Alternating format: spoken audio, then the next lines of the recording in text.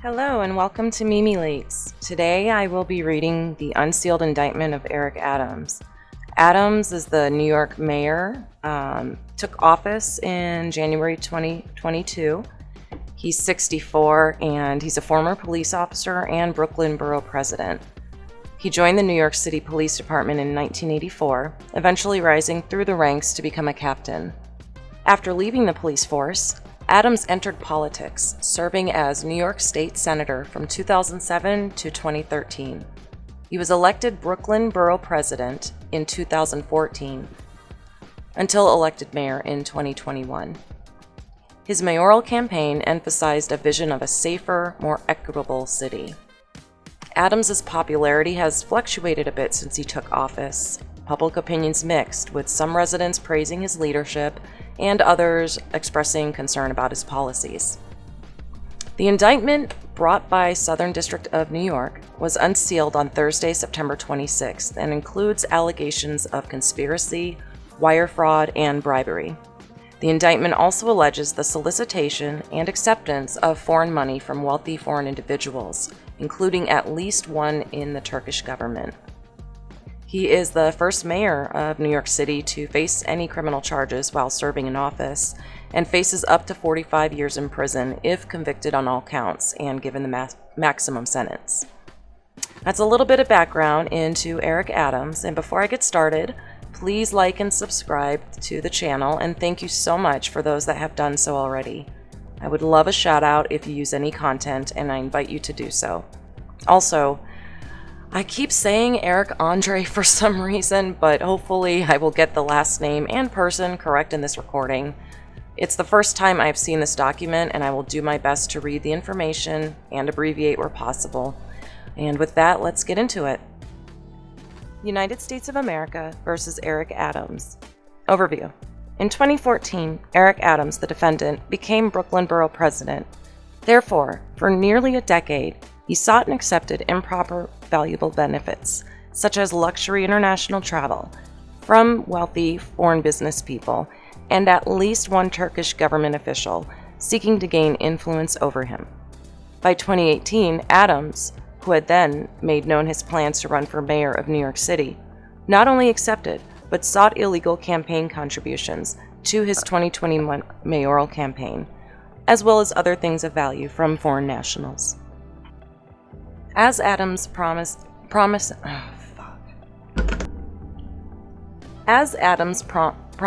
power grew,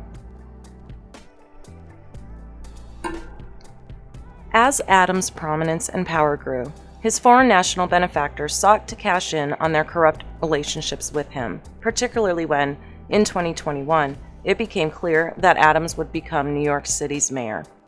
Adams agreed, providing favorable treatment in exchange for the illicit benefits he received.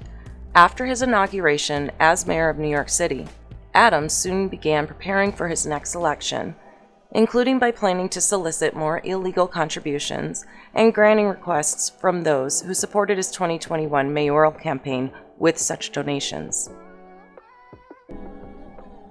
Eric Adams, the defendant, sought and accepted illegal campaign contributions in the form of nominee or straw contributions, meaning that the true contributors conveyed their money through nominal donors, who falsely certified they were contributing with their own money.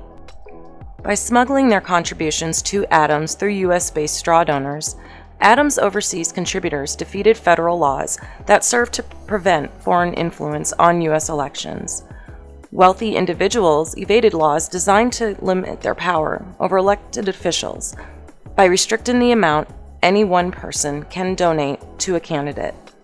And businesses circumvented New York City's ban on corporate contributions by funneling their donations through multiple employees, frustrating a law that seeks to reduce corporate power in politics.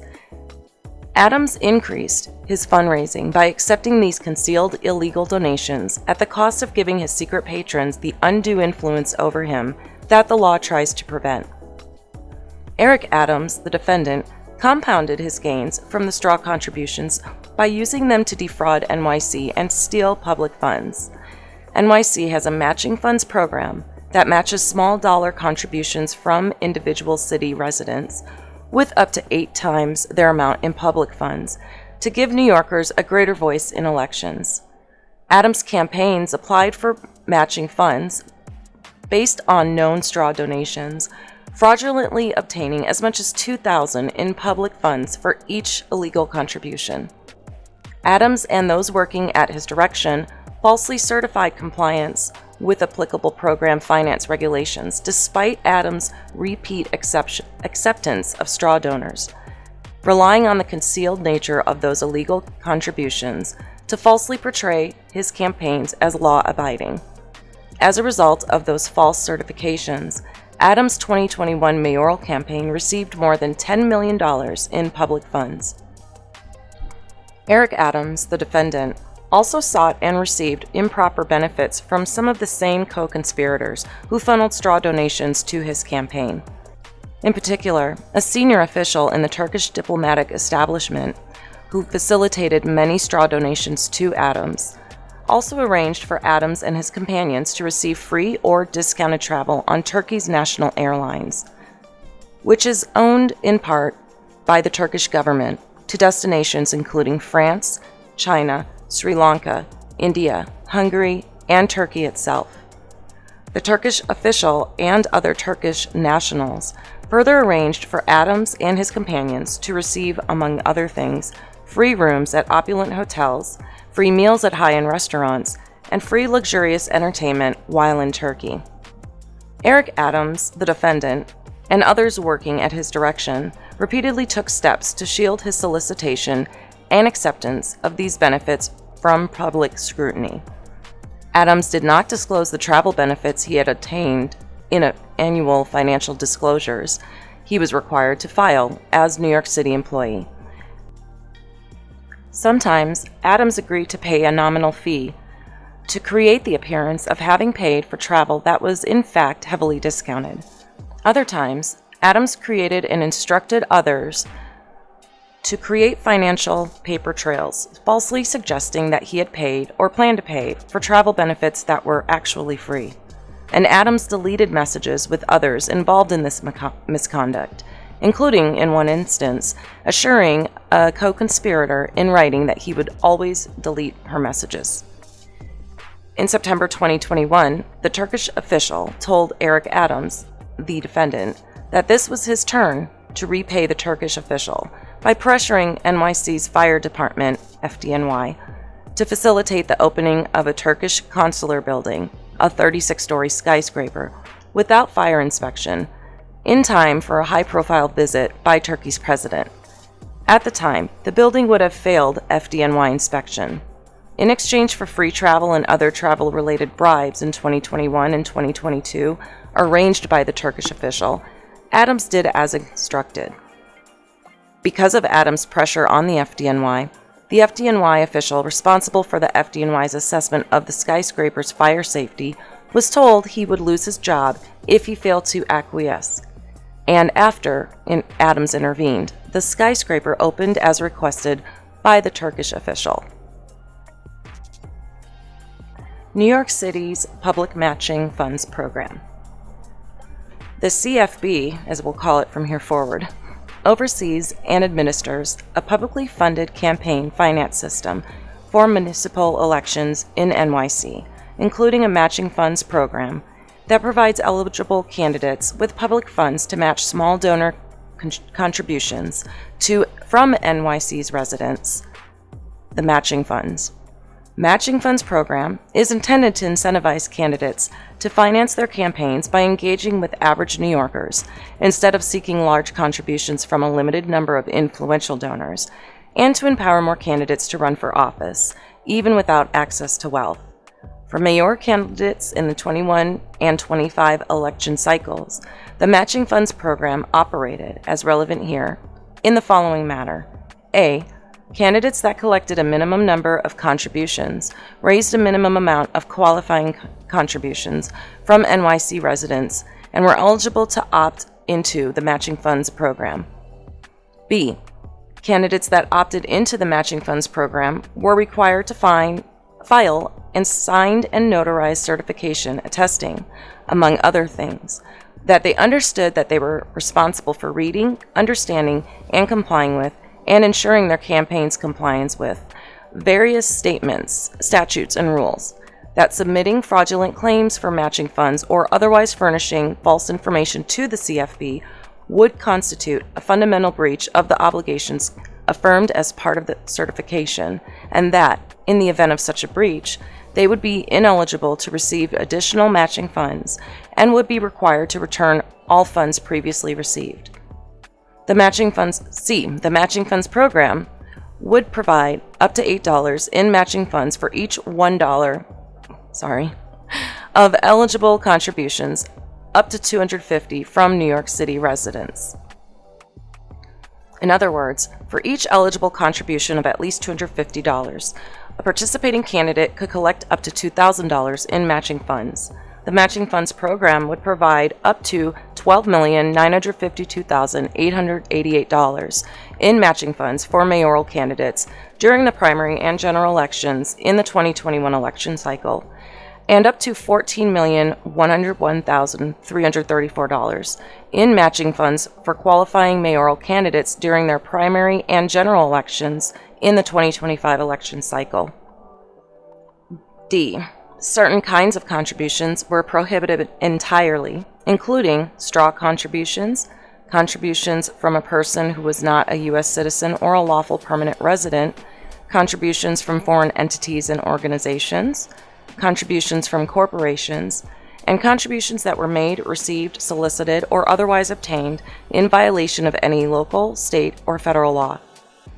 E. Through its campaign finance handbook, the CFB informed candidates that their campaign staff that straw contributions were not only prohibited, but also illegal.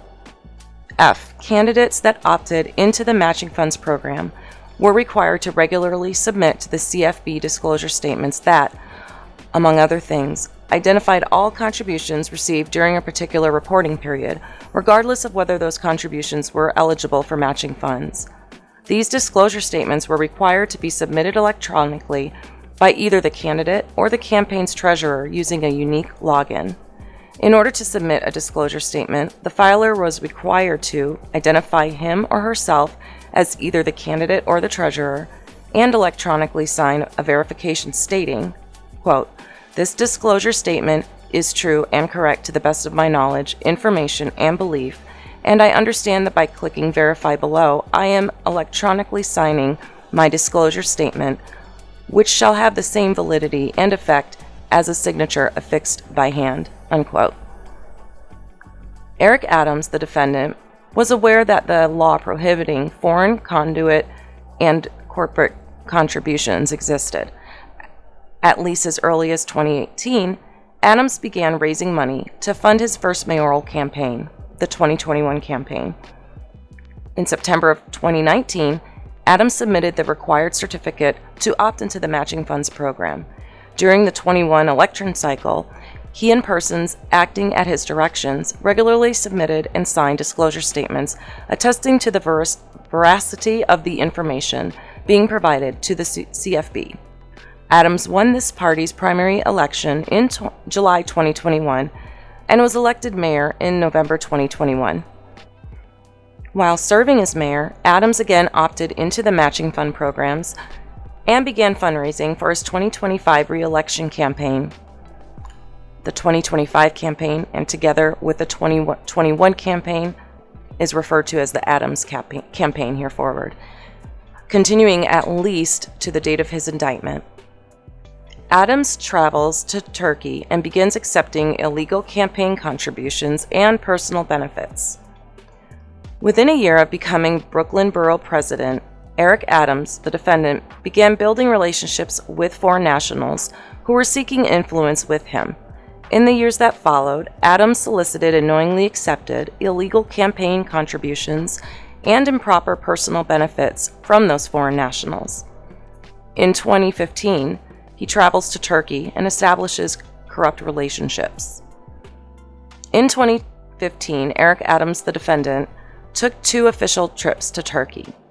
His first trip, in August 2025, was arranged by the Turkish Consulate General in New York City, and was paid in part by the Turkish consulate and also in part by a for-profit educational conglomerate based in Istanbul, the Turkish University. The second trip in December of 2015 was arranged by the Turkish official and a Turkish entrepreneur called the promoter, whose business includes organizing events to introduce Turkish corporations and business people to politicians, celebrities, and others whose influence may benefit the corporations and business people. For both trips, Adam received free business class tickets on the Turkish airline. Unlike Adam's subsequent travel with the Turkish airline, he reported his 2015 travel to Turkey on financial disclosure forms filed with NYC Conflict of Interest Board, the COIB, as he was required to do annually and at all times relevant to this indictment. The 2015 travel to Turkey by Eric Adams, the defendant, involved several people relevant to the events described in this indictment, including the Turkish official, this is A, who helped arrange Adams' travel to and within Turkey in 2015, and who later steered illegal contributions and improper gifts to Adams to gain influence and, eventually, to obtain corrupt official actions from Adams. B, the promoter, who arranged straw contributions to both of the Adams campaigns and favorable treatment in Turkey for Adams in 2017 and 2019, hoping to leverage Adams' considerable fame in Turkey to benefit the promoter's clients. C, the owner and chairman of the Turkish University, Businessman 1, who met with Adams in Istanbul in 2015 and again in Brooklyn in 2018.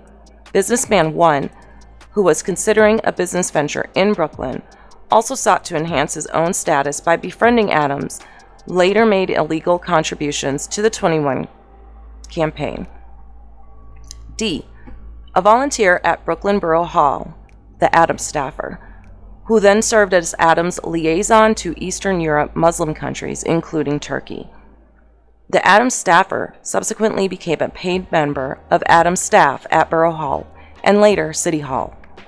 The Adams staffer accompanied Adams on his 2015 travel to Turkey and later, at Adams' directions, coordinated many of the illegal campaign contributions and improper personal travel benefits relevant to this indictment. E, a wealthy Turkish businesswoman, the businesswoman, who later gave Adams multiple free or steeply discounted stays at a luxury hotel she owned, and organized contributions to the 2021 campaign.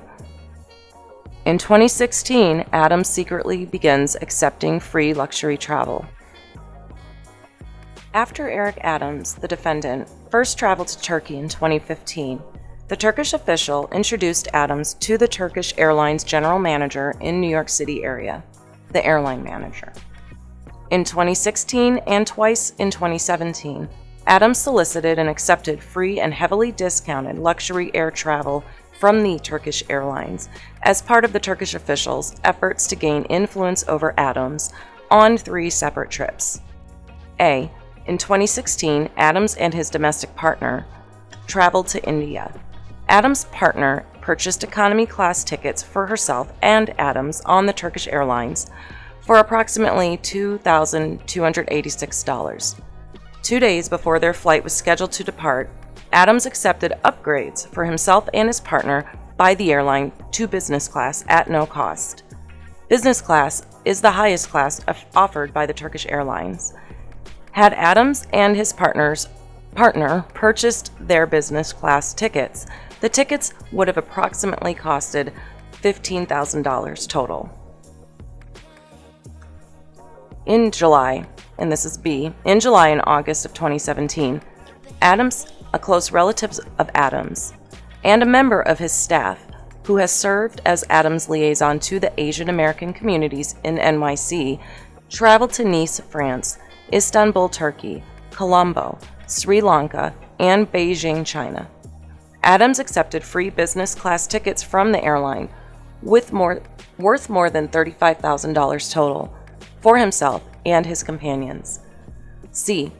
In October 2017, Adams and the Adams liaison traveled to Nepal through Istanbul and Beijing. Adams accepted free business class tickets from the airline for himself and the liaison for the flights from New York to Istanbul and Istanbul to Beijing, and for the corresponding return flights, worth more than $16,000 total. Because the Turkish airline provided free travel benefits worth tens of thousands of dollars to Eric Adams, the defendant, he flew the Turkish airline even when doing so was otherwise inconvenient. For example, during the July and August 2017 trip, Adams' partner was surprised to learn that Adams was in Turkey when she understood him to be flying from New York to France. Adams responded in a text message, "Transferring here. You know first stop is always Istanbul." When Adams' partner later inquired about a trip to Easter Island, Chile, Adams repeatedly asked her whether the Turkish airline could be used for their flights, requiring her to call the airline to confirm that they did not have routes between New York and Chile. Eric Adams, the defendant, also accepted valuable travel and hospitality benefits for himself and his companions during their time in Turkey. For example, during a stay in Istanbul during the July and August 2017 trip, Adams, the Adams relative, and the Adams liaison accepted a heavily discounted stay at the St. Regis Istanbul, arranged by the promoter. The St. Regis Istanbul is owned by the businesswoman, who sought to ingratiate herself with Adams. Adams stayed in the Bentley suite, portions of which are depicted here. Although the Bentley suite for 2 nights would have cost approximately $7,000, Adams paid a total of less than $600. In order to conceal the valuable flight, hotel, and other travel benefits that Eric Adams, the defendant, accepted from foreign nationals seeking influence over him, he did not disclose any of these trips on his annual disclosure forms, despite a legal requirement to do so. By law, certain NYC elected officials and candidates for elected office are required to file annual reports with the COIB, disclosing their financial information and outside positions and interests, as well as those of their spouses or domestic partners and unemancipated children. The purpose of their annual disclosure law is to provide transparency to ensure there are no prohibited conflicts of interest between public servants' official duties and their private interests. That was A, by the way. B. At all relevant times to this indictment, Adams was an elected New York City official required to file annual disclosure forms with the COIB. C. On his 2016 and 2017 COIB annual disclosure forms, Adams was asked whether he had received any gift or gifts from the same person, entity, or donor or affiliated donors who had no business dealings with the city other than a relative in the total amount or with a total value of $1,000 or more during this year. He answered no. Adams also answered no to a similar question asking whether he had received any gifts worth $50 or more from a person, entity, donor, or affiliated donors who did have business with NYC. D.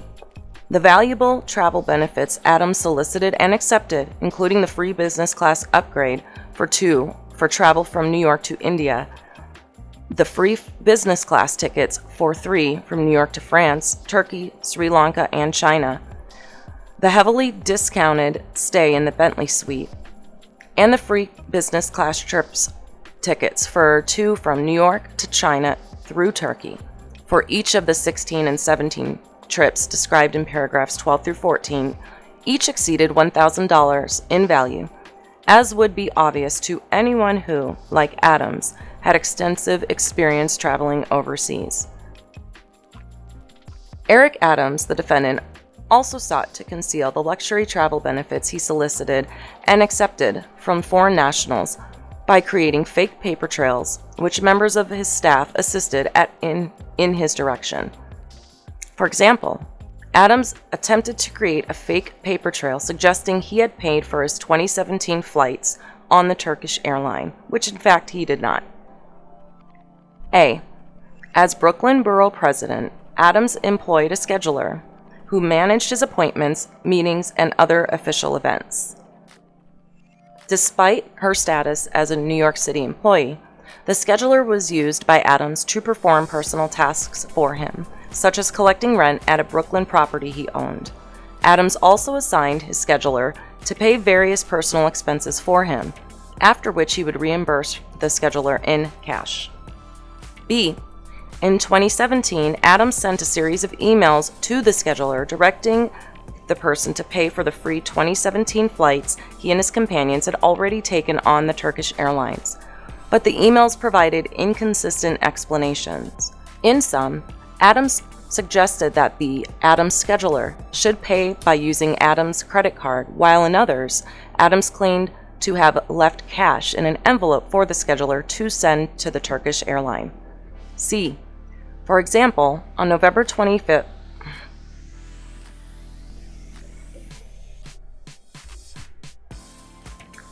For example, on November 25th, 2017, Adams sent an email to the Adams scheduler saying that with respect to the July trip, meaning July and August of 2017 on the airline, quote, I left you money for the international airline in an envelope on top of your desk. Please send it to them.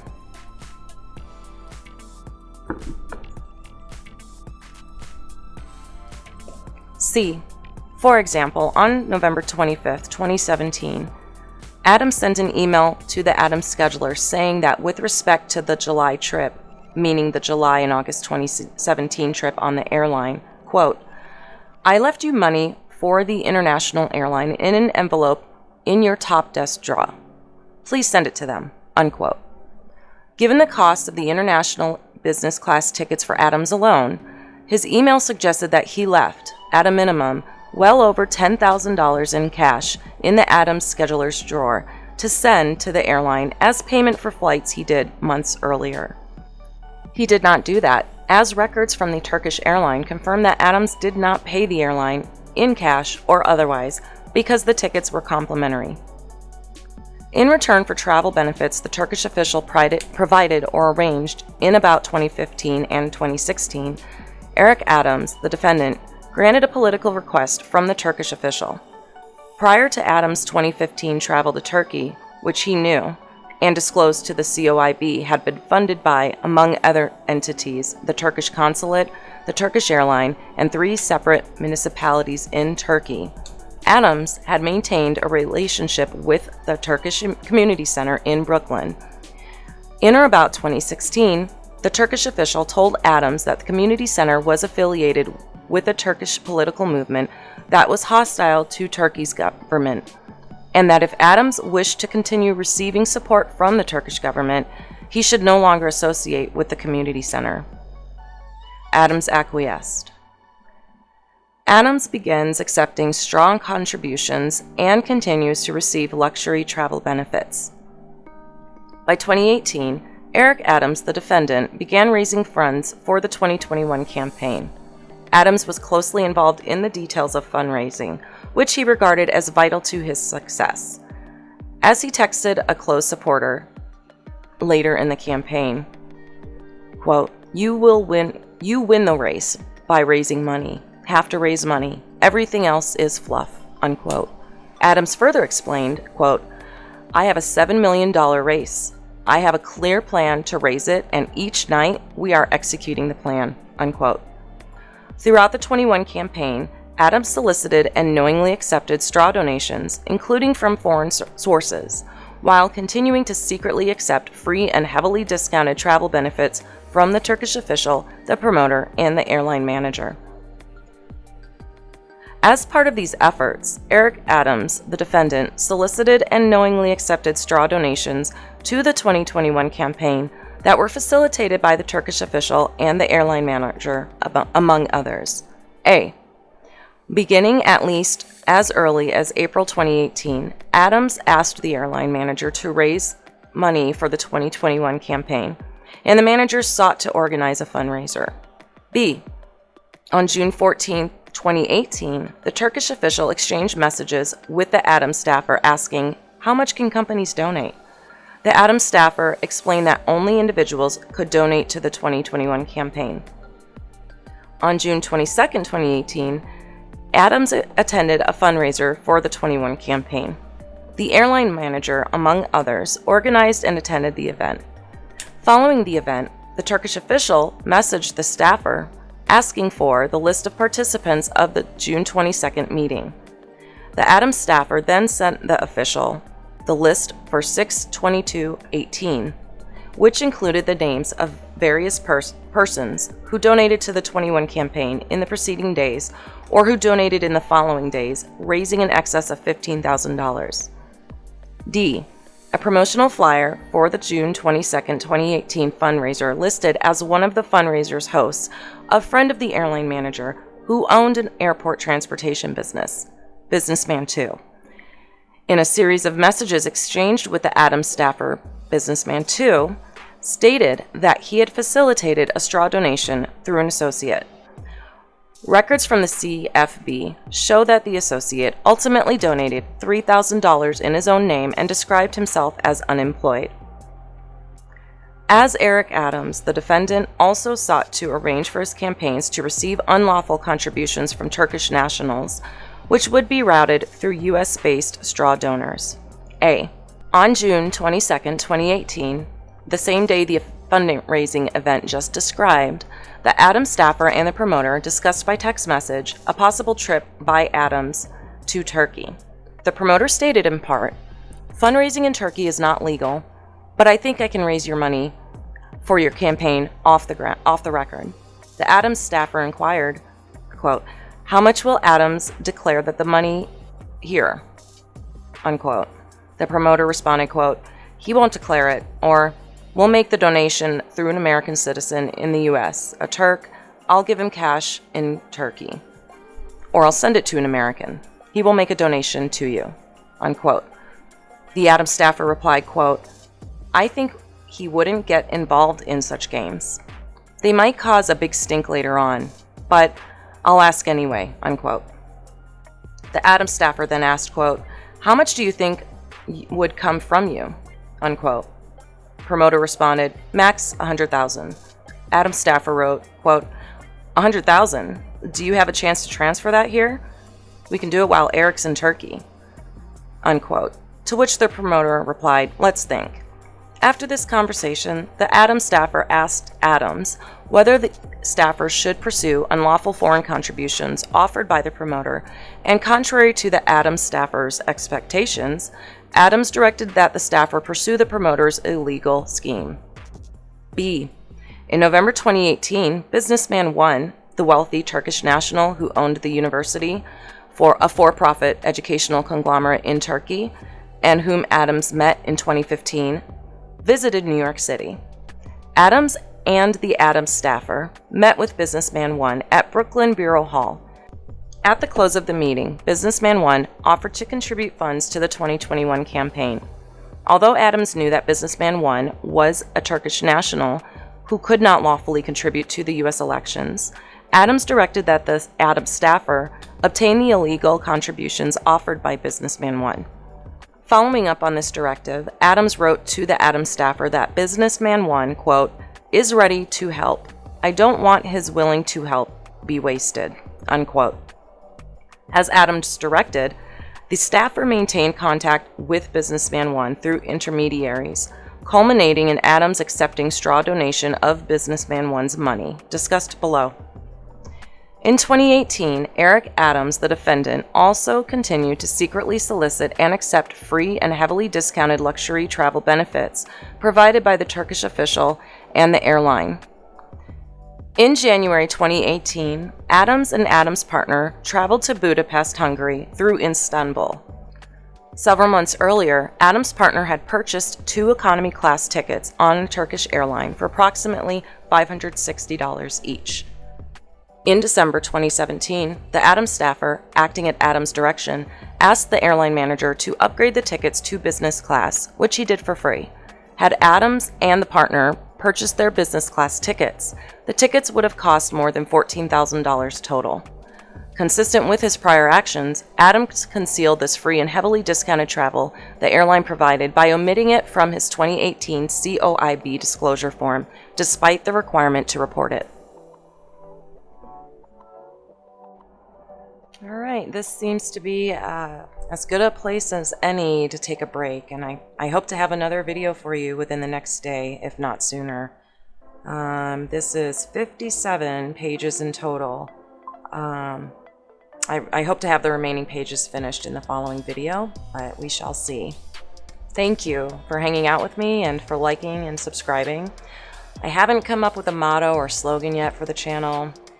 I read boring indictments, just didn't seem to be thrilling enough to garner any interest, so I'm still thinking about it. But again, thanks so much for tuning in, and I'll see you next time. Bye.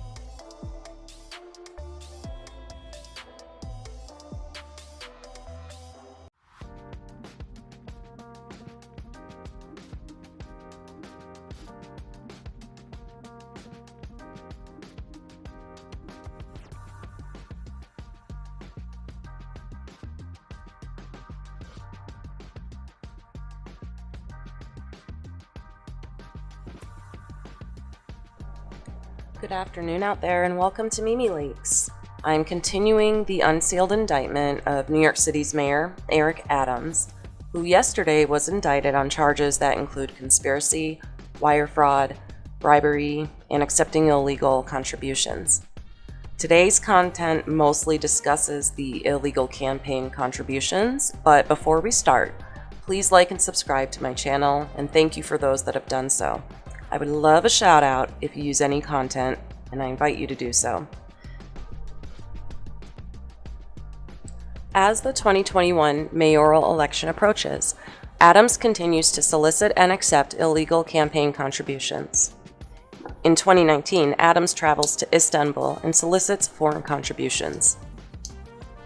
In January 2019, Eric Adams, the defendant, and Adams' partner traveled to Turkey, Jordan, and Oman with the assistance of the promoter. Because Adams made his travel arrangements through the promoter and not through the airline manager, the manager did not upgrade his economy class tickets on the Turkish airline, instead arranging a full upgrade only for Adams' partner. Had the partner purchased her business class ticket, it would have cost approximately $7,000. In an effort to monopolize flight travel as a method of gaining influence with Adams, the airline manager observed that difficulty arose in upgrading him because the arrangement had been made through others. When exchanging messages about another potential trip later in 2019, Adams' staffer requested an upgrade for him from the airline manager and explained in part that, quote, "He learned his lesson last time. We're writing directly to you this time," unquote. After the 2019 trip, Adams exclusively arranged his flights on the Turkish airline through the manager, allowing the manager, the Turkish official, and the Turkish government to increase their influence over him. During his 2019 trip, Adams, the defendant, solicited and accepted travel benefits from the promoter, the Turkish entrepreneur who, as described above, facilitated Adams' second 2015 trip in Turkey, and in 2018 to propose to him via the staffer raised campaign contributions illegally in Turkey. Specifically, Adams solicited and accepted free hotel stays, dinners, and a boat trip, among other things, from the promoter, including a free 2-night stay at the Cosmopolitan Suite of the St. Regis Istanbul. Had Adams paid for a 2-day stay in this luxury suite, the cost would have been approximately $3,000 total. Adams also solicited and accepted from the promoter free transportation, meals, and entertainment, including a car and a driver, a boat tour to the Prince's Island in the Sea of Marmara, a Turkish bath at a seaside hotel, and at least one night at a high-end restaurant. Eric Adams, the defendant, did not report any of the free travel benefits he received during his 2019 stay in Istanbul on his 2019 COIB disclosure form. Eric Adams, the defendant, also solicited unlawful foreign campaign contributions while in Istanbul in January 2019. During his trip, the promoter arranged for him to meet a wealthy Turkish businessman, who will be known as Businessman 3. The Turkish official, through the Adams staffer, discouraged Adams from meeting Businessman 3, who was then under suspicion of wrongdoing. Adams did so nonetheless. During their meeting, Adams and the promoter solicited campaign contributions from Businessman 3, who was a Turkish national, could not lawfully contribute to any U.S. campaign. During their meeting, Adams and this promoter solicited campaign contributions from Businessman 3, who, as a Turkish national, could not lawfully contribute to any U.S. campaign. During their meeting, Businessman 3 arranged to contribute $50,000 or more to the 21 campaign, believing that Adams might one day be President of the United States and hoping to gain influence with him. In subsequent messages, the promoter and Adams staffer discussed how to funnel Businessman 3's planned contributions to the 21 campaign through U.S. straw donors. Before any of the discussed straw donations could occur, however, Businessman 3's legal troubles in Turkey and the United States became more public. Adams declined to meet with Businessman 3 when Businessman 3's later visited New York, and did not ultimately contribute to the 2021 campaign. Businessman 3 was not the only wealthy Turkish national from whom Eric Adams, the defendant, sought illegal campaign contributions. Also in 2019, he continued to seek the illegal foreign contributions promised by Businessman 1, who is the Turkish national who owned the Turkish university, telling the Adams staffer in a text message to confirm his continued willingness to support the 2021 campaign. Eric Adams, the defendant, continued to conceal benefits he received from foreign nationals seeking to gain influence over him. He did not report any of the 2019 gifts he received from the airline manager or the promoter on his annual disclosure form.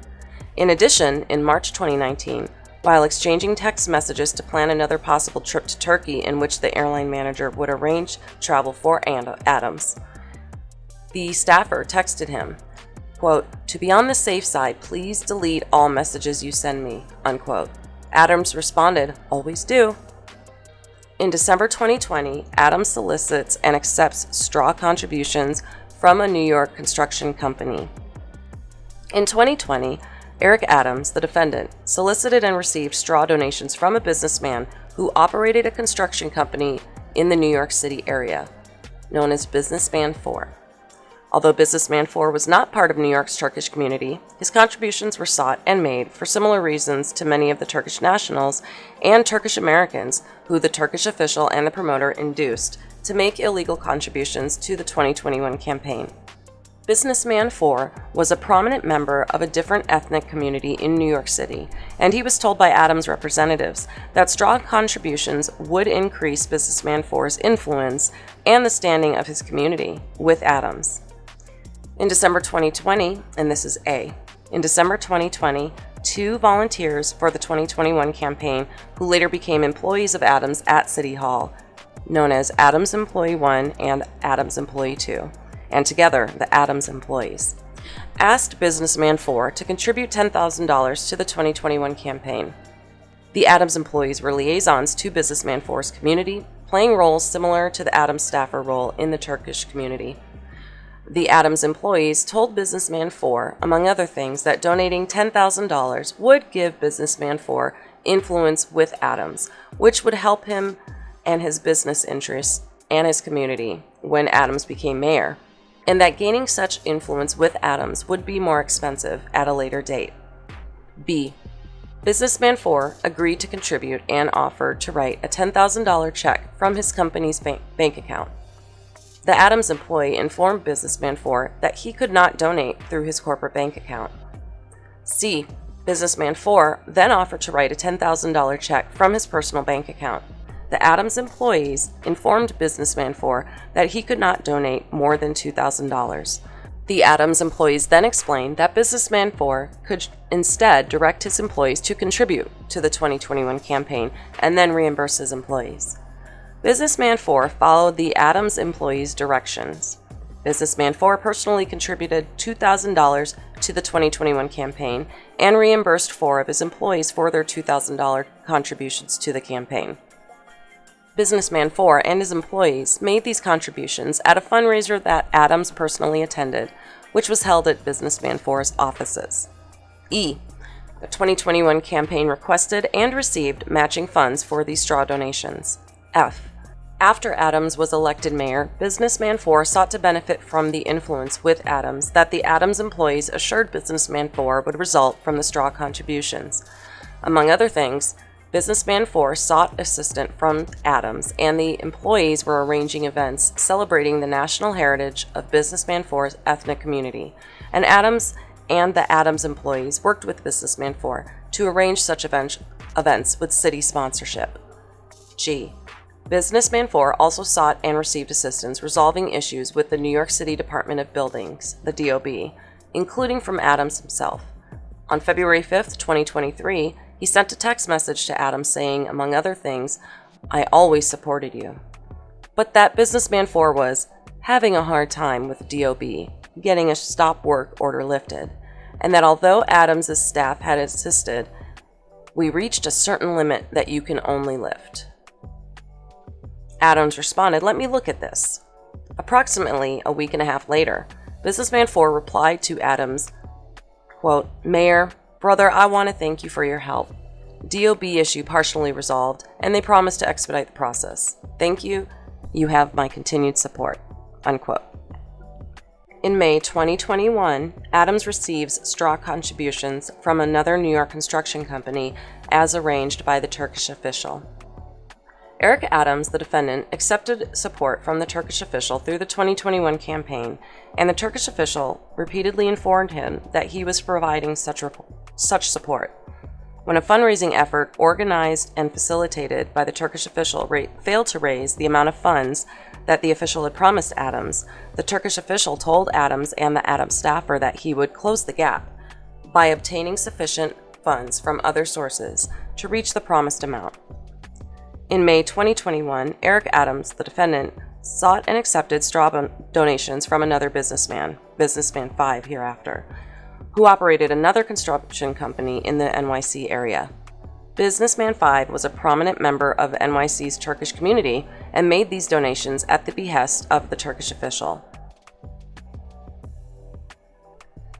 In January 2021, the Turkish official messaged the Adams staffer, asking for a meeting with Adams. The Turkish official and the Adams staffer then exchanged messages. In these messages, the Turkish official explains that the meeting will be in regards to the 2021 mayoral election campaign and the support the Turkish community can provide to him. B. Adams, the Turkish official, the airline manager, the Adams staffer, and the lead fundraiser for the 21 campaign, known as the Adams Fundraiser, met at a restaurant for dinner on February 14, 2021. At the dinner, which must have been very romantic as it was Valentine's Day, the Turkish official committed to support the 2021 campaign. The Turkish official then organized a large dinner to plan specific donations to the 2021 campaign. Businessman 5, the Turkish official, Adams, the Adams fundraiser, and the Adams staffer attended that dinner. That occurred on April 2, 2021. At the dinner, Adams explained the matching funds program and solicited contributions from Businessman 5. D. After the April 2, 2021 dinner, Businessman 5 worked with the Turkish official, the Adams fundraiser, and the Adams staffer, among others, to plan a fundraiser for Adams.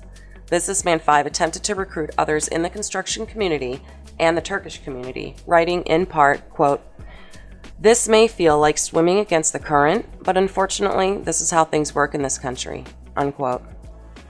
The day before the scheduled fundraiser, the Turkish official sent Businessman 5 at least one check, and Businessman 5 sent the official a message confirming that, quote, "As of now, the checks that reached us are $17,000, unquote. E. On May 7th, 2021, Businessman 5 held a fundraiser for the 21 campaign at his construction company's offices.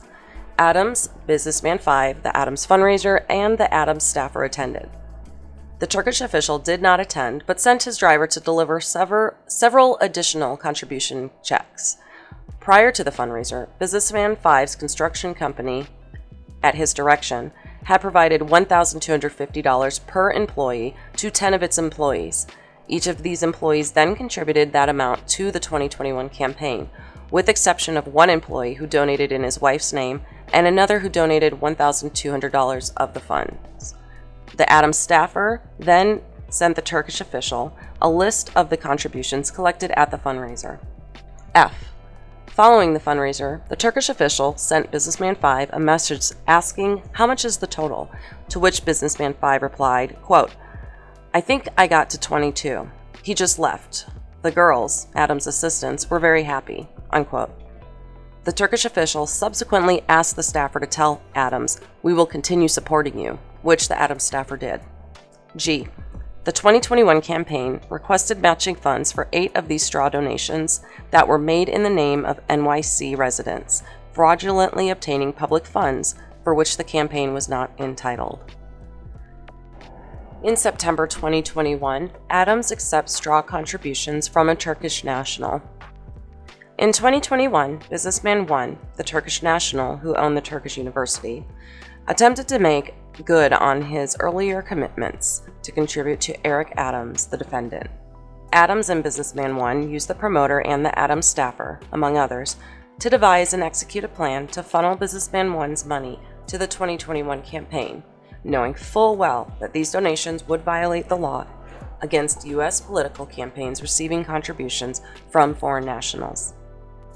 A. On July 9, 2021, the Adams staffer exchanged messages with Adams about fundraising from the Turkish university, among other sources. Adams explained that he was not doing an in-person fundraiser for less than $25,000. B. On July 11, 2021, the Adams staffer asked the promoter how much would be donated, explaining in a message that she needed to tell Adams a net number. When the promoter explained that the requisite number of straw donors could not be gathered, the Adams staffer offered to help with that aspect of the scheme. The promoter responded, then great. And when the Adams staffer then wrote, "From what I gather, you'll distribute the money," the promoter responded yes. The Adams staffer later told Adams that the estimated total amount of foreign donations would be $45,000. C. In August 2021, the promoter, the Adams staffer, and the president of the Turkish University's American campus, which will be the university president hereafter, exchanged messages and voice notes explicitly discussing the plan to funnel Businessman 1's contribution to the campaign through the Turkish University's U.S.-based employees. The promoter assured the Adams staffer that these employees are U.S. citizens and green card holders. The Adams staffer told Adams about the plan to funnel Businessman 1's contribution through U.S.-based straw donors, and Adams approved the plan, knowing that Businessman 1 was a Turkish citizen. D. In August 27, 2021, the university president messaged the Adams staffer that the Turkish university would donate $20,000 to the campaign by dividing it amongst our employees in appropriate amounts. The Adams staffer responded that if the donation is not more than $25,000, then Mr. President, referring to Adams, who was then a Brooklyn Borough president, does not participate in person. The university president then informed the Adams staffer that in addition to the Turkish community's contribution, others would donate to reach the $25,000 threshold. E. On August 27, 2021, the university president informed the Adams staffer that the Turkish university would donate only $10,000. Because that meant Adams would no longer appear at in-person events, the Adams staffer asked the Adams fundraiser to create an internet link through which the Turkish university straw donors could contribute. In a series of messages with Adams and the Adams staffer, the Adams fundraiser sent the link to the staffer to remind the staffer of the mechanics of the plan they had discussed, that the foreign donations would be concealed by routing them through U.S.-based straw donors who could lawfully contribute to in their own names. Adams wrote the Adams staffer and the Adams fundraiser, quote, "We can't take any money from people who are not U.S. citizens," unquote. The Adams staffer inquired, "What about the green card holders?" The Adams fundraiser responded, quote, "Yes, we can," unquote, confirming that the promoter's plan was to use green card holders as straw donors and it would work. F. The Turkish university ultimately made its straw contributions on September 27, 2021, when 3 U.S.-based employees of the Turkish university made $2,000 contributions to the 2021 campaign and were then reimbursed, as directed by Businessman 1 and the university president. The university president and another U.S.-based employee of the Turkish university each made $2,000 of contributions from their own funds. The contributions occurred during a period when the 2021 campaign had begun to wind down fundraising and were ultimately refunded by the campaign, but not before Adams submitted a disclosure statement to the CFB that falsely claimed the US-based Turkish university employees were the true donors. G.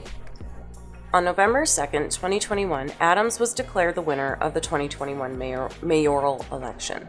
The next day, businessman won and the promoter exchanged messages. And to summarize these messages, the promoter reached out to the businessman to let him know that unofficially it appears Adams was elected, that the promoter would likely be assigned as a representative, and that the promoter then would talk to elders in Ankara about how to use this scheme to an advantage for Turkey. H.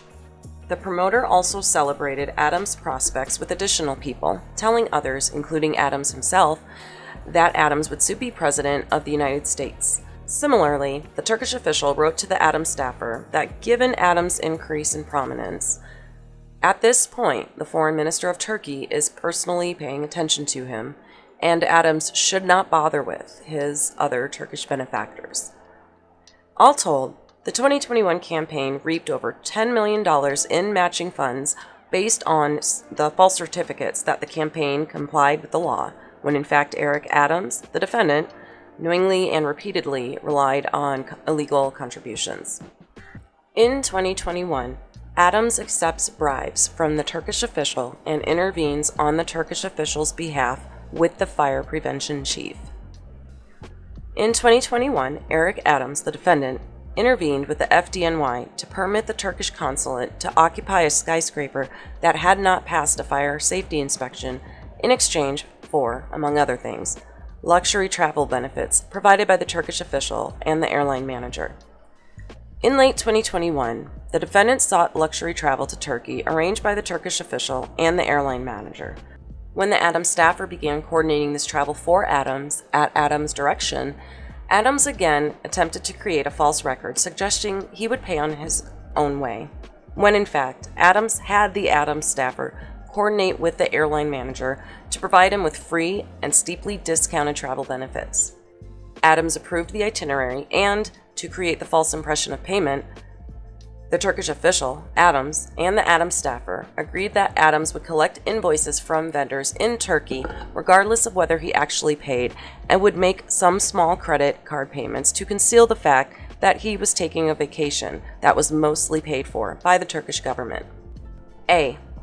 On June 22, 2021, Adams, through the Adams staffer, requested that the airline manager book flights to Istanbul for Adams. In order to conceal the favorable treatment, the Adams staffer requests that the airline manager charges Adams what would be a more real price. In the text messages, to summarize, Adams staffer asks for a price on the travel. The airline manager says that because it is last minute, it's going to be expensive, then offers to charge only $50. The staffer then requests a more realistic charge of $1,000 due to Adams's media attention and his every step being watched. Adams paid approximately $1,100 for each round-trip economy tickets on the Turkish airline for himself and for his partner, which would immediately upgrade to the business class at no cost. Had Adams purchased business class tickets on the open market, they would have cost more than $15,000 total. B. At Adams' direction, the Adams staffer also coordinated luxury lodging for Adams and his partner, which would be secretly provided at no cost to Adams, as the airline staffer and the airline manager discussed. In summarizing the text exchange, the airline manager offers the Four Seasons as a place to stay for Adams during his Turkey trip. The Adams staffer first says it's too expensive, but then agrees when the manager reminds the staffer there won't be a paper trail. The Turkish official also arranged an itinerary for Adams and Adams' partner in Turkey, which, in addition to staying at the Four Seasons, would include a yacht tour, a 3-day stay at a luxury beach resort, a car, a driver, and domestic flight between Istanbul and the resort. The Adams staffer forwarded details of this itinerary to Adams. To assist Adams in concealing the nature and extent of the travel benefits he was soliciting and accepting, the Turkish official suggested a nominal price of approximately $720, although the true price of this itinerary would have been approximately $8,500 or more. Adams approves the itinerary and the nominal price. D. On June 26, 2021, the same day the trip was supposed to start, the Adams staffer informed the Turkish official and the airline manager that Adams was canceling his trip. The airline refunded Adams' payment for the economy class tickets, the only payment Adams had made for late June 2021 trip was this one to Istanbul. Around the time of this cancellation, Eric Adams, the defendant, solicited various travel benefits for the Adams fundraiser. That person is the 2021 campaign's chief fundraiser, who was noted above, helped coordinate the straw contributions from Businessman 5's construction company a month earlier, and did so from the Turkish official and the airline manager. Continuing their efforts to influence Adams, the Turkish official and the airline manager ultimately provided the fundraiser with transportation from the airport, a free hotel, and free use of VIP rooms in the Turkish Airlines business class lounge. On June 27, 2021, when the Adams fundraiser was scheduled to travel to Istanbul, Adams created a message thread between himself, the fundraiser, and the Turkish official. Adams informed the official that the fundraiser would be arriving in Istanbul shortly and needed transportation from the airport and a hotel, which the official promptly arranged. When Adams suggested that he would pay for the fundraiser's expense, the Turkish official told Adams, quote, "Eric, no prob. It was set through Turkish hospitality services. I hope she enjoyed her stay," unquote. Adams responded, quote, "It was amazing. Thanks for all the coordination and attention," unquote. In the same message thread with Adams, the official also provided the fundraiser with a fake bill for the hotel stay to allow Adams and the fundraiser to create the appearance that the Adams fundraiser had paid for her hotel stay, when in fact, as Adams knew, she had not. On the day the Adams fundraiser was scheduled to depart Istanbul, Adams created a message thread between herself, the fundraiser, and the airline manager. Adams wrote, quote, "Adams fundraiser, this is the airline manager. 1. He will try to help the issue with the form. 2. He can see about a hotel or the business class lounge," unquote. The airline manager then arranged for the Adams fundraiser, who was otherwise flying in an economy ticket, to have access not only to the airline's business lounge, but also to private suites inside the lounge, complete with a bed and free food. The manager explained, quote, "This is our suite for VIPs, and we want you to feel yourself," unquote. At another point in this exchange, Adams wrote, "Thanks a million, airline manager. My brother," to which the airline manager responded, "Anytime, brother." Eric Adams, the defendant, and the Turkish official understood that in exchange for the benefits described in paragraphs 34 and 35, the future travel benefits for Adams was expected to assist the Turkish official in the operation of the Turkish consulate in New York. On July 6, 2021, Adams, the defendant, declared victory in his party's mayoral primary. On the morning of July 7th, the manager sent Adams the following message, "Brother, congratulations." Adams responded, "Cannot thank you enough." After this is when we get into the consulate and getting a certificate of occupancy and passing inspection and so on. So I'm going to save that for tomorrow, which means we will more than likely have 3 different recordings of this, for now anyway, and then I'll later combine them into one. As always, thank you for liking my content, for subscribing, and simply for watching. Talk again very soon. Bye-bye.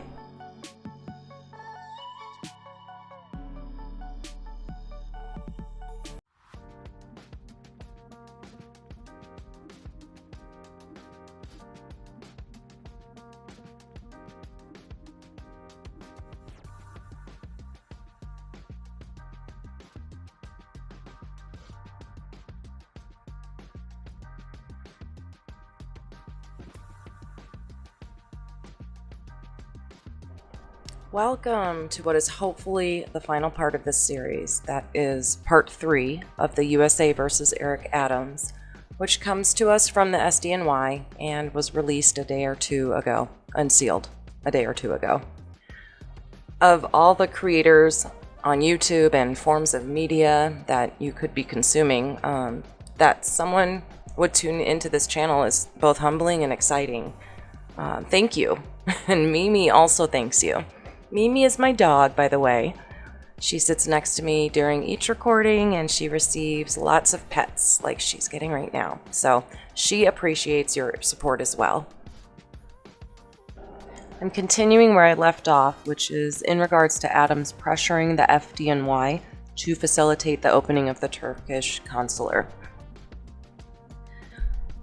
In September 2021, Eric Adams, the defendant, agreed to pressure a New York City agency to help the Turkish consulate secure a temporary certificate of occupancy, a TCO, for a building it owned and operated.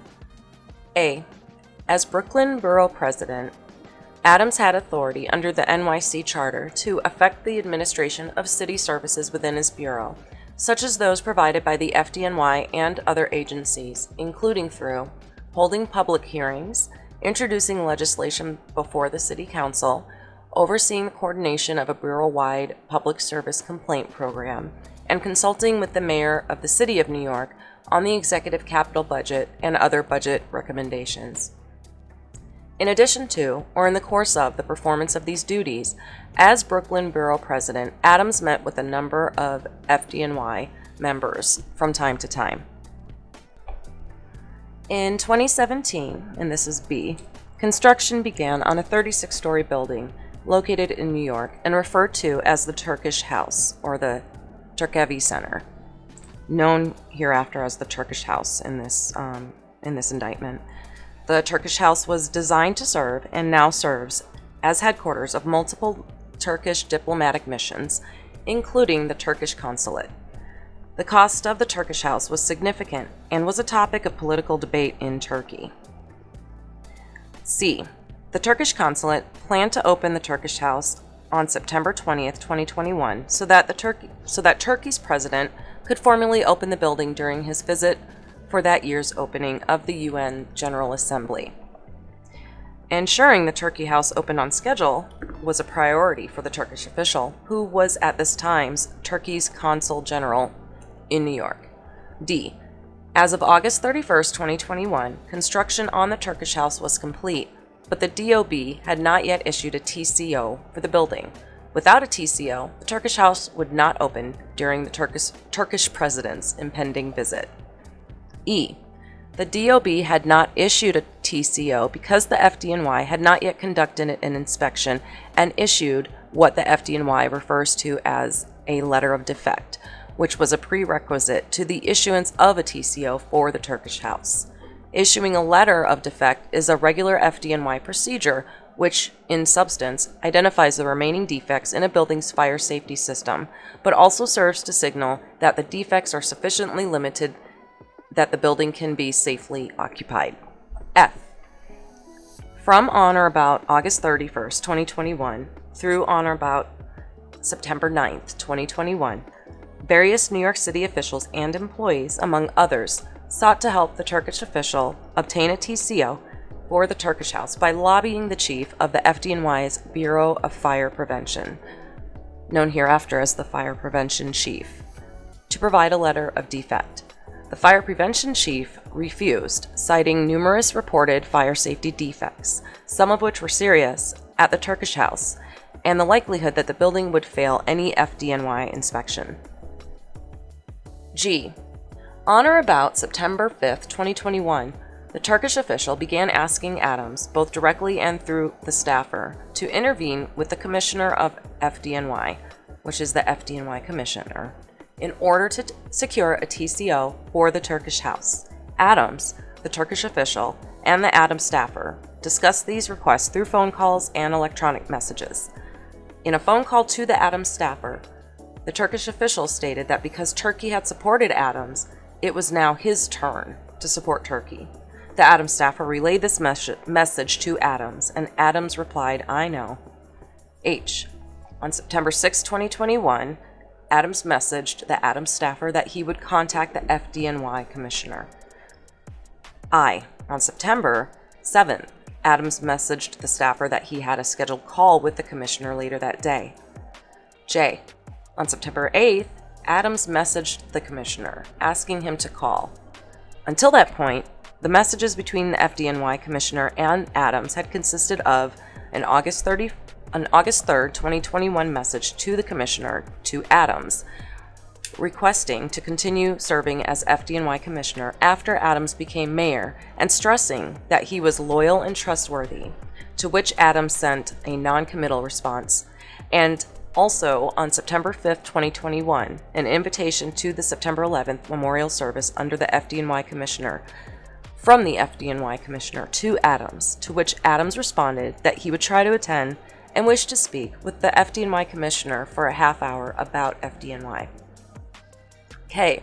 Also on September 8th, Adams messaged the commissioner stating in part, quote, "They said they needed a letter of defect from FDNY to DOB.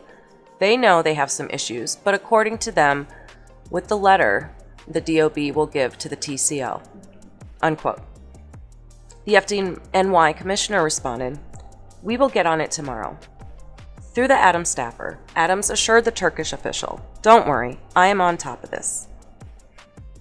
L. On September 9, after a contractor working for the Turkish consulate sent an FDNY a letter describing the status of the Turkish house's fire alarm system, the FDNY employee with responsibility for inspecting the system sent the fire prevention chief an email. This email discusses issues with the building and claims to have a list of 60 defects of varying degrees. In it, the FDNY employee concludes that the building appears to be unsafe to occupy. M. On the morning of September 10th, Adams messaged the FDNY commissioner stating that the Turkish official had understood that the FDNY was going to inspect the Turkish house the previous day and, quote, "They really need someone, by today if possible. If it is impossible, please let me know and I will manage their expectation," unquote. The commissioner wrote back that, quote, "There seems to be a difference of opinion between the inspector," unquote, and the private alarm engineer responsible for the building, but that the commissioner was trying to iron it out. N. Shortly after noon on September 10th, Adams messaged the FDNY commissioner, quote, "They said that the higher-ups at FDNY did not give the inspector authorization to come." The FDNY commissioner responded that they were working on it as they spoke. At approximately 2:06 p.m., Adams messaged the Adams staffer that he had again spoken with the FDNY commissioner and that, quote, "He again told me he is on the phone as we speak and trying to resolve this," unquote. O. Also on the afternoon of September 10th, the FDNY chief of department summoned the fire prevention chief to a meeting. The chief of department was the FDNY's commissioner's direct subordinate and the fire prevention chief's superior. The chief of the department informed the fire prevention chief, in substance, that the FDNY did not assist the Turkish consulate in obtaining a TCO. Both the chief of department and the fire prevention chief would lose their jobs. The fire prevention chief then drafted a conditional letter of no objection for the Turkish house. The fire prevention chief had never before written a conditional letter of no objection, which was not standard procedure. Instead, the chief wrote this letter, which he later described as unprecedented, to inform the DOB that FDNY did not object to issuing the TCO, provided that the private engineers affirmed that the fire alarm system functioned properly, and assuming the Department of Buildings has inspected, tested, and approved the installed water-based fire suppression systems. P. At 2:17 p.m. on September 10th, the FDNY commissioner wrote to Adams, "Letter being drafted now. Everything should be good to go Monday morning." 4 minutes later, Adams messaged the Turkish official, quote, "From the commissioner, letter being drafted now. Everything should be good to go Monday morning," unquote. The Turkish official responded that Eric was great and that he was happy to hear that and that he was a friend of Turkey. Adams replied, quote, "Yes, even more a true friend of yours. You are my brother. "I am here to help," unquote. At 2:30 p.m., the Turkish official confirmed that he was a friend, and at 2:31, the fire prevention chief sent a conditional letter of no objection to the private alarm engineer.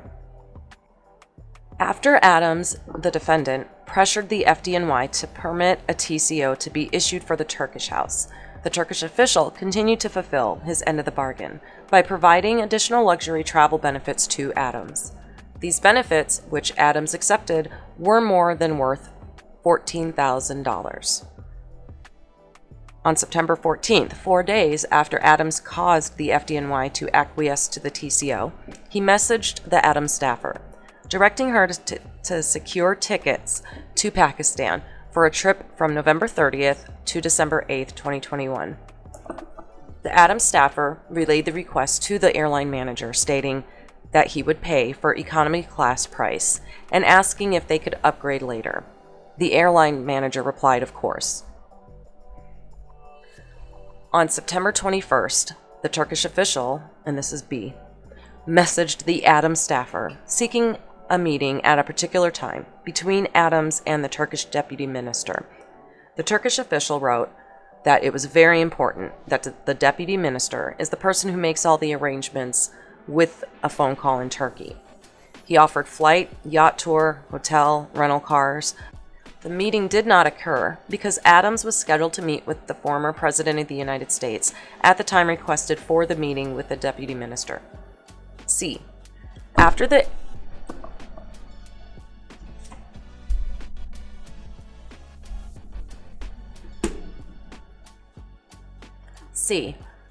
the airline manager and Adams staffer further discussed the price and timing of Adams' tickets, on September 28, 2021, Adams purchased 2 round-trip economy class tickets on the Turkish Airlines from New York to Pakistan, arriving in Lahore and departing from Islamabad for a total price of $1,436. On November 17, 2021, the Adams staffer messaged Adams to confirm that he still needed to travel and that she should therefore have his tickets upgraded to business class. Adams responded that she should do so. On November 18, 2021, the staffer messaged the airline's manager requesting the update. The Turkish Airlines upgraded Adams' tickets to business class at no cost. D. On November 25th, 4 days before he was scheduled to depart for Pakistan, Adams suggested that his destination be changed to Ghana. The airline manager changed Adams and Adams' partner's tickets to business class to Ghana at no cost. Had Adams paid full price for the business class tickets to Ghana, they would have cost more than $14,000 total. On November 26th, the Turkish official informed the Adams staffer that they would take care of the layover in Istanbul, referring to a 9-hour layover in Istanbul during Adams' just scheduled flight from New York to Ghana. The Turkish official then offered various arrangements for Adams, including an escort to meet Adams and Adams' partner at the gate of the Istanbul airport, pickup at the airport by a luxury vehicle, later specified as a BMW 7, with the driver, dinner at a high-end restaurant where Adams would meet a Turkish government official, drinks at a separate location, a boat tour, and a return to the airport in time for Adams' business flight from Istanbul to Ghana. Adams selected the airport escort, driver, dinner, but declined the cruise, stating that he had done the boat tour a few times. In touting the benefits he provided, the Turkish official messaged the Adams staffer, quote, "Don't let the airline manager and others confuse Adams. We are the state." End quote. F. On November 30th, 2021, the Adams staffer relayed to the Turkish official requests by Adams that his excursion into Istanbul receive no media attention, including social media. The Turkish official agreed that it would be confidential. Accordingly, the Turkish official confirmed that during Adams' dinner at the Istanbul restaurant, the Turkish official's team did not take any pictures. This was in stark contrast to the Ghana portion of Adams' trip, for which Adams actively sought and obtained press coverage, and which Adams posted about on his social media account. G. After Adams completed the layover, the Turkish official exchanged messages with the Adams staffer, ensuring Adams was satisfied with the arrangements. The staffer stated that Adams was indeed satisfied. During and shortly after the travel to Ghana and Istanbul described in the preceding paragraphs, Adams, the defendant, took additional actions for those who provided him with travel benefits in exchange for these benefits. A. In early December 2021, Adams announced the members of his transitions committees, which were established to advise the mayor-elect and his team on policies and appointments before he took office. Initially, there were no members of the Turkish community on any of these committees. B. On December 8th, the Adams staffer sent the airline manager a link to a list of Adams' transition committees and asked the manager whether he looked at the list. The manager responded that it would suit him well to be lead or senior advisor. 2 days later, the airline manager sent a message reiterating, "Lead, please. Otherwise, seat number 52 is empty," on the way back, meaning that if the airline manager was not given a position on the transition committee, it would affect Adams' travel benefits from the Turkish airline. C. On December 17th, the Adams staffer sent Adams a list of members of the Turkish community to include on the transition committees, with the airline manager as the top name. Adams informed the Adams staffer that he had sent the list to the persons responsible for organizing the committees. Adams sent the list to a staff member with the direction, "Add to transition." The airline manager was subsequently added to Adams' Infrastructure, Climate, and Sustainability Committee Transition Committee.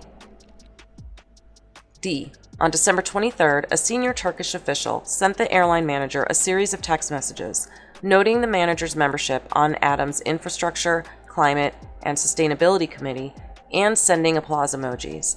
The manager responded that his membership on the committee was in service of Turkey. He said, quote, "Thank you, brother. We are doing our best to serve our country adequately. Your support gives us strength here. Thank you. You are always there for us, and we're trying to be worthy," unquote. Eric Adams, the defendant, continued to conceal the luxury travel benefits he accepted in exchange for taking actions favorable to the Turkish official, the airline manager, and others, by once again not reporting these gifts on the 2021 annual disclosure form. In total, from 2016 through 2021, he received the following benefits from the Turkish official, the airline manager, the promoter, and others, none of which he reported on annual disclosure forms. And these are trips, gifts, and travel benefits to destinations in India, France, Turkey, China, Hungary, and Ghana, as you can see, from 2016 through 2021, and it totals worth more than $123,000, none of which were disclosed.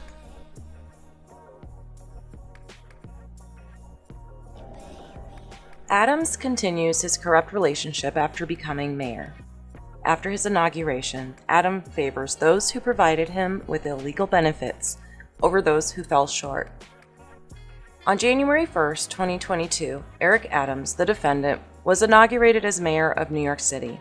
He soon began preparing for his next election, in part by planning to solicit more straw contributions, and in part by granting requests by those who supported the 2021 campaign with significant straw donations, while denying requests from those who fell short. A. On January 1st, 2022, Adams met the promoter, the Adams staffer, and others at a high-end New York City restaurant frequented by Adams. At one point during the meeting, Adams, the promoter, and the Adams staffer met separately in a private area. There, the promoter discussed his prior efforts to collect campaign contributions for Adams in Turkey, stated that he could not collect more foreign contributions in the future, and indicated that he would be able to raise more money for the 25 campaign if Adams visited Turkey and met with Turkish business people. Adams welcomed the offer of foreign contributions and told the promoter to coordinate with the Adams staffer to arrange the contributions. B.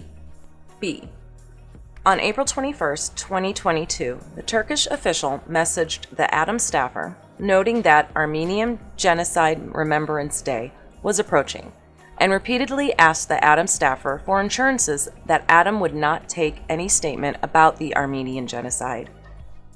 The Adams staffer confirmed that Adams would not make a statement about the genocide, and Adams did not make such a statement. C. On November 21st, the promoter messaged the Adams staffer that Businessman 1 was visiting New York and asked that Adams meet with Businessman 1. In support of the requested meeting, the promoter stated that the Turkish University gave support, albeit a little. In support of the requested meeting, the promoter stated that the Turkish University gave support, albeit a little.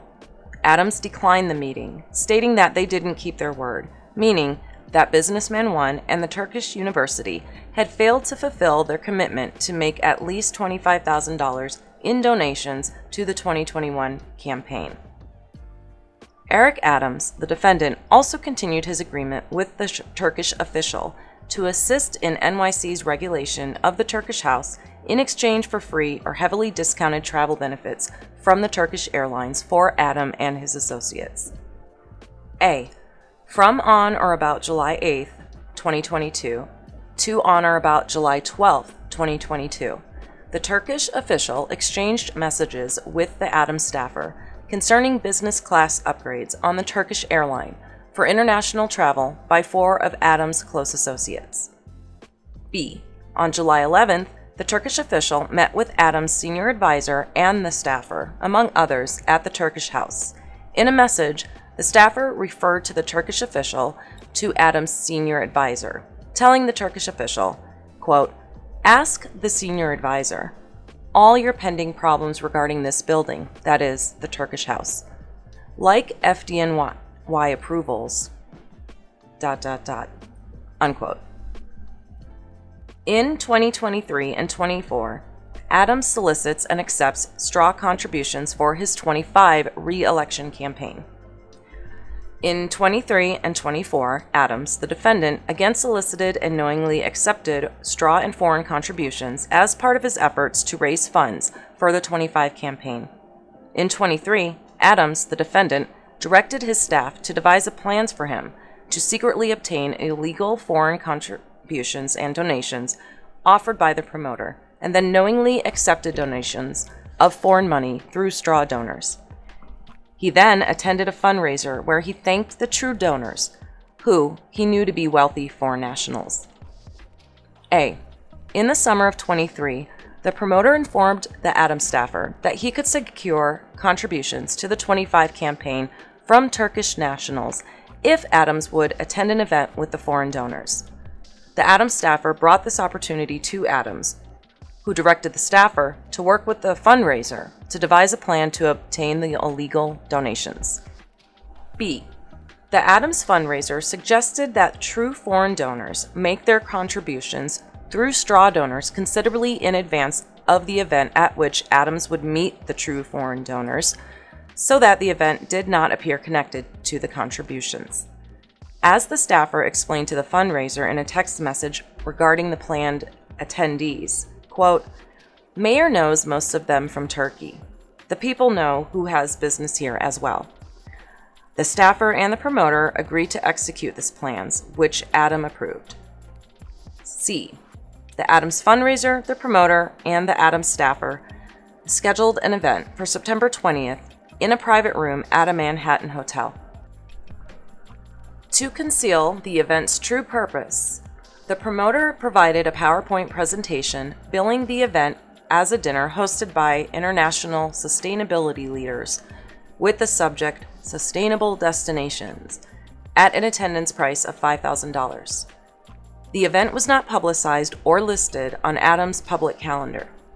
The fundraiser entered the event on Adams' private calendar as a fundraiser for Eric Adams 2025, with the host listed as the promoter, a goal of $25,000, and the note total submitted before the event $22,800.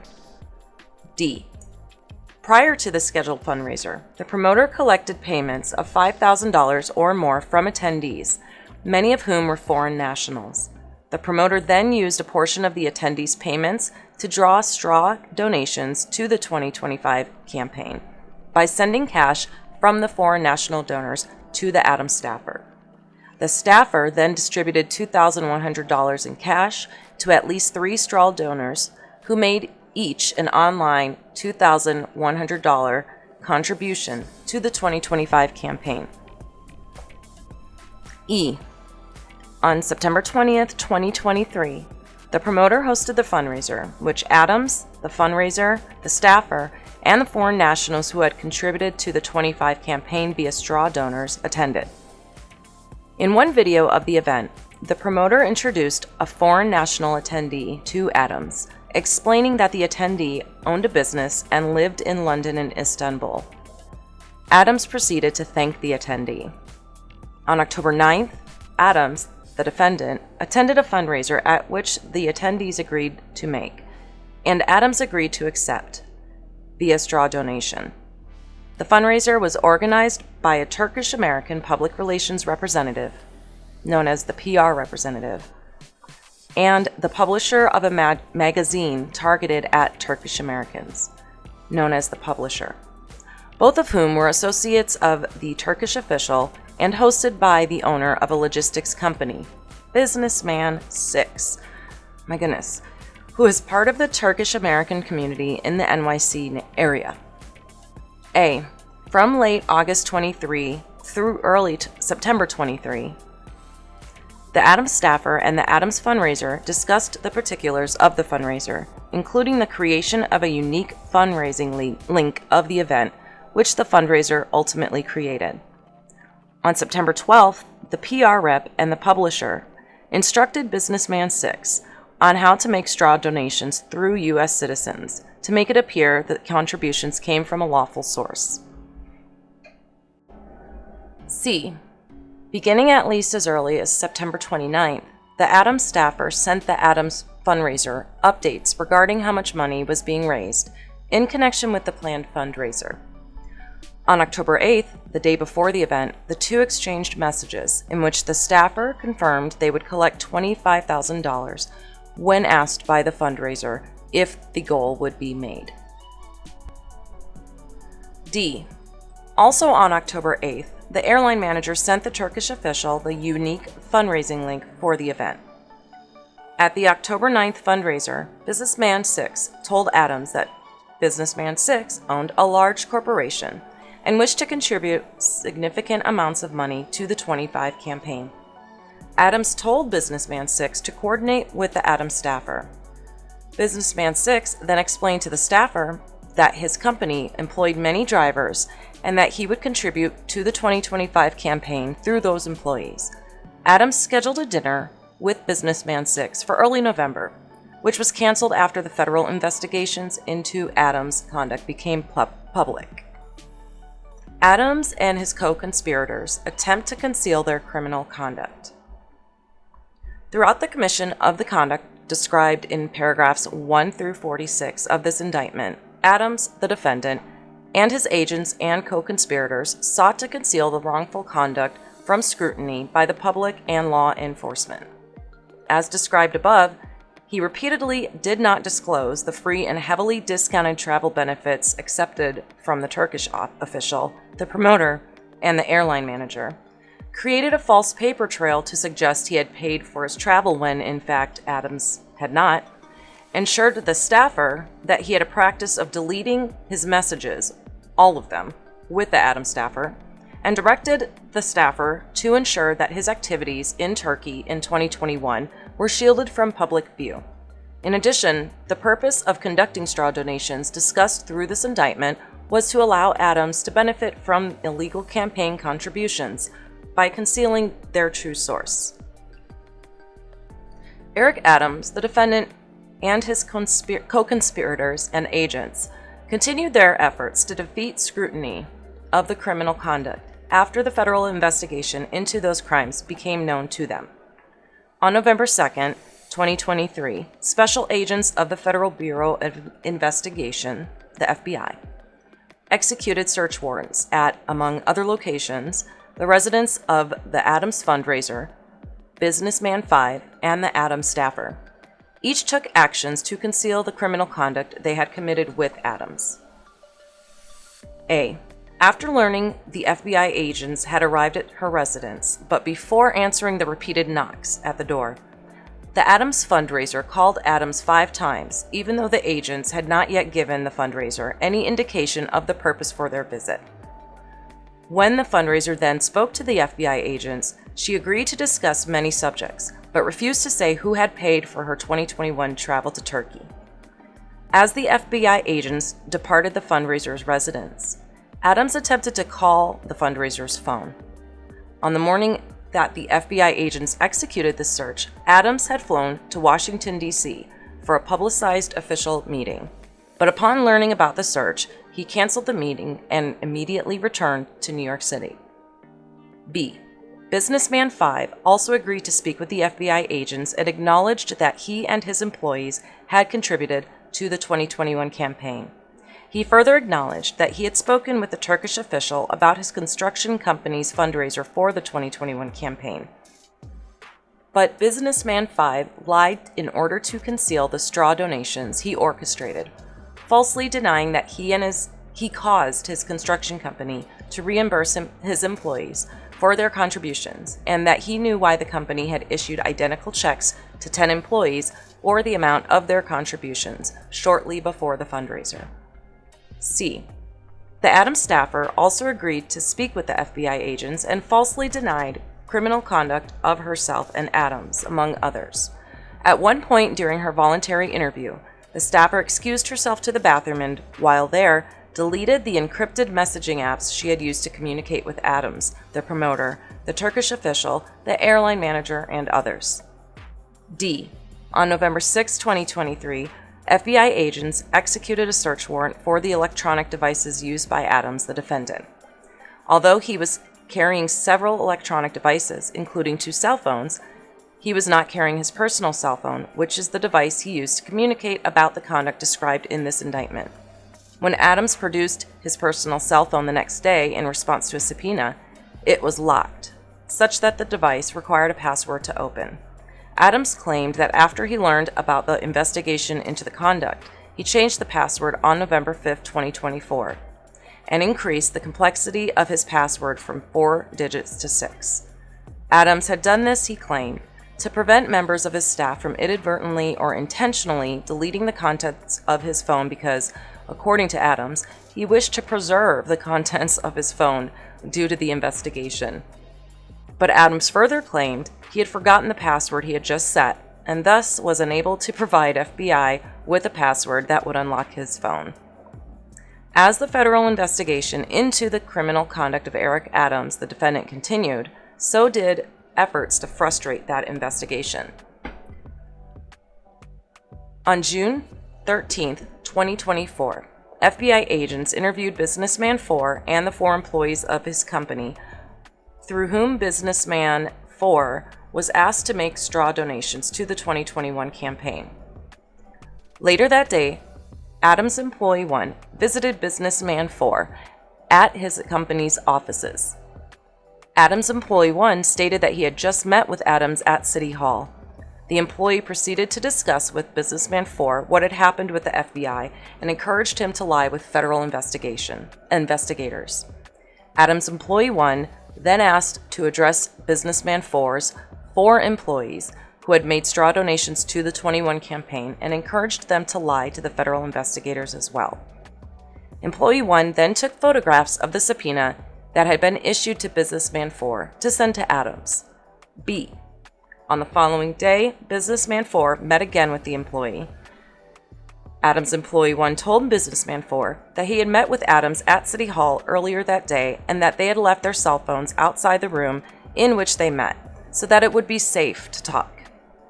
Adams Employee 1 explained to Businessman 4 that although Adams was upset that law enforcement had approached Businessman 4, he believed that Businessman 4 would not cooperate with law enforcement. We have made it to the statutory allegations. There are 5 counts in the indictment, and I will abbreviate or summarize where I can, and there's probably only a couple areas that I can do so. Count 1, conspiracy to commit wire fraud, federal program bribery and to receive campaign contributions by foreign nationals. The grand jury charges the allegations contained in paragraphs 1 through 49 of this indictment are repeated and realleged as if set forth fully herein. From at least in or about 2015 through at least in or about 2024, the Southern District of New York and elsewhere, Eric Adams, the defendant, and others known and unknown, willfully and knowingly combined, conspired, confederated, and agreed together and with each other to commit offenses against the United States, namely wire fraud, this is A, wire fraud in violation of Title 18 U.S. Code, Section 1343, soliciting, accepting, and receiving a campaign contribution by a foreign national in violation of Title 52 U.S. Code, Section 30121, and bribery in violation of Title 18 U.S. Code Section 666. It was a part and object of the conspiracy that Adams, the defendant, and others known and unknown, knowingly having devised and intended to devise a scheme and artifice to defraud, and for obtaining money and property by means of which false and fraudulent pretenses, representations, and promises would and did transmit and cause to be transmitted by means of wire, radio, and television communication in interstate and foreign commerce, writings, signs, signals, pictures, and sounds, for the purposes of executing such scheme and artifice in violation of Title 18 U.S. Code, Section 1343. It was further a part and object of the conspiracy that Adams, the defendant, and others known and unknown, would and did knowingly and willfully solicit, attempt, and receive directly and indirectly a contribution and donation from a foreign national and express implied promises to make a contribution and donation in connection with a local election, namely mayoral elections in the city of New York, aggregating $25,000 and more in a calendar year, in violation of Title 52 U.S. Code Sections 30121 and 30109, It was further a part and object of the conspiracy that Adams, the defendant, being an agent of local government, namely the city of New York, which, in a one-year period, received benefits in excess of $10,000 under a federal program involving a grant, contract, subsidy, loan, guarantee, insurance, and other form of federal assistance, corruptly solicited and demand for the benefit of the person and accepted and agreed to accept a thing of value from a person, intending to be influenced and rewarded in connection with a business, a transaction, and a series of transactions in the city of New York involving a thing of value at $5,000 or more in violation of Title 18 U.S. Code Section 666. Overt acts. In furtherance of the conspiracy and to effect the illegal objects thereof, the following overt acts, among others, were committed by Adams, the defendant, in the SDNY and elsewhere. A. In 2016, Adams accepted free upgrades to business class for himself and a companion on round-trip flights from New York to India. In 2017 of July, Adams accepted free business tickets for himself and two companions on round-trip flights from New York to France, Turkey, Sri Lanka, and China. In July 2017, Adams accepted a steeply discounted stay at the Bentley Suite of the St. Regis, Istanbul. In October of 17, Adams accepted free business tickets for himself and a companion on round-trip flights from New York to China. In January 2018, Adams accepted free upgrades to business class for himself and a companion on round-trip flights from New York to Hungary. In November 2018, Adams directed the Adams staffer to arrange to accept contributions of foreign funds from businessman 1.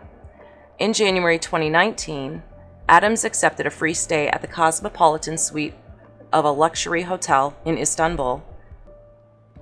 In January 2019, Adams met with businessman 3 in Istanbul, where he agreed to accept campaign contributions of foreign money.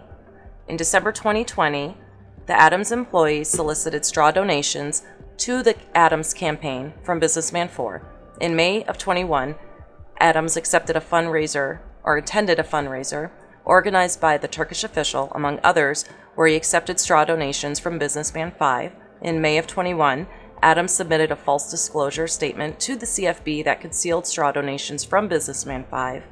In June of 21, Adams solicited steeply discounted business class tickets, stays at a luxury hotel and resort, and transportation, including a domestic flight and car and driver. In June of 21, Adams solicited a free hotel stay and free use of a VIP room in a business class lounge of the Turkish Airlines from the Adams fundraiser. In or about August of 21, Adams directed the staffer to obtain contributions of foreign funds from the Turkish University. In September of 21, Adams caused the FDNY to issue a letter acquiescing to the occupation of a Turkish house. In September of 21, Adams solicited and accepted steeply discounted business class tickets for himself and a companion on round-trip flights from New York to Pakistan. In October 21, Adams submitted a false disclosure statement to the CFB that concealed straw donations from the Turkish University. In November of 21, he solicited and accepted a free car and driver and meal at a luxury restaurant for himself and his companion in Istanbul. In January of 22, Adams attended a meeting with the promoter, among others, where he agreed to accept contributions of foreign money to the 25 campaign. In July 22, Adams' senior advisor and the staffer met the Turkish official at the Turkish house, and the staffer identified Adams' senior official as the point of contact for the Turkish officials' pending problems regarding the Turkish house, such as FDNY approvals. In July of 22, the Turkish official arranged to provide business class upgrades on the Turkish Airlines for 4 of Adams' close associates. In September of 23, Adams attended a fundraiser where he thanked foreign donors for contributions of foreign money to the 25 campaign made through straw donors. In October of 23, Adams attended a fundraiser where he directed the Adams staffer to coordinate the receipt of straw donations from Businessman 6. And those overt acts were listed as A through W, and of the Title 18 United States Code, Section 371. Count 2, wire fraud. All preceding paragraphs are repeated and realleged from at least in or about 2018 through at least in or about 2024, the SDNY and elsewhere.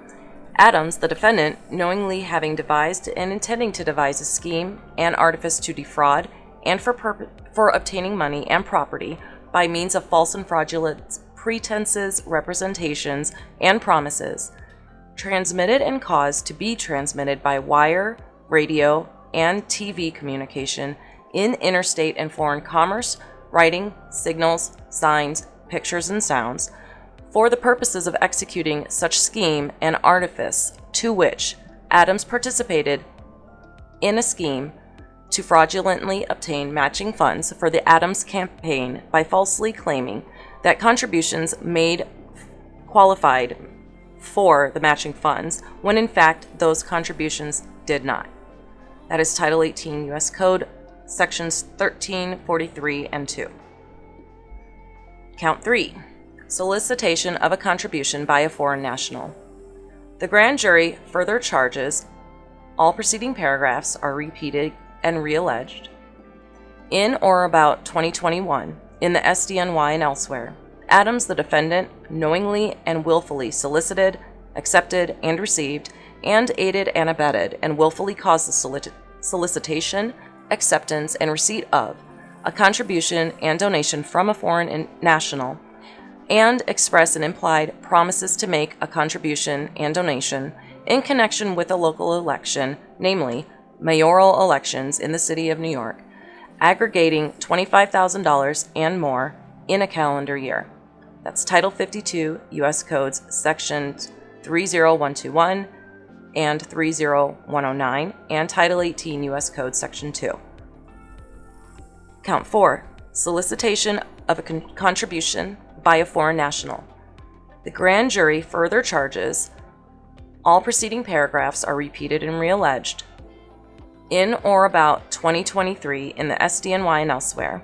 Eric Adams, the defendant, knowingly and willfully solicited, accepted, and received, and aided and abetted, and willfully caused the solicitation, acceptance, and receipt of a contribution and donation from a foreign national, and express and implied promises to make a contribution and donation in connection with a local election, specifically mayoral elections in the city of New York, aggregating $25,000 and more in a calendar year. That's Title 52, U.S. Code, Sections 30121 and 30109, and Title 18, U.S. Code, Section 2. Count 5, the final count, I think. Bribery. The grand jury further states, all preceding paragraphs are repeated and re-alleged.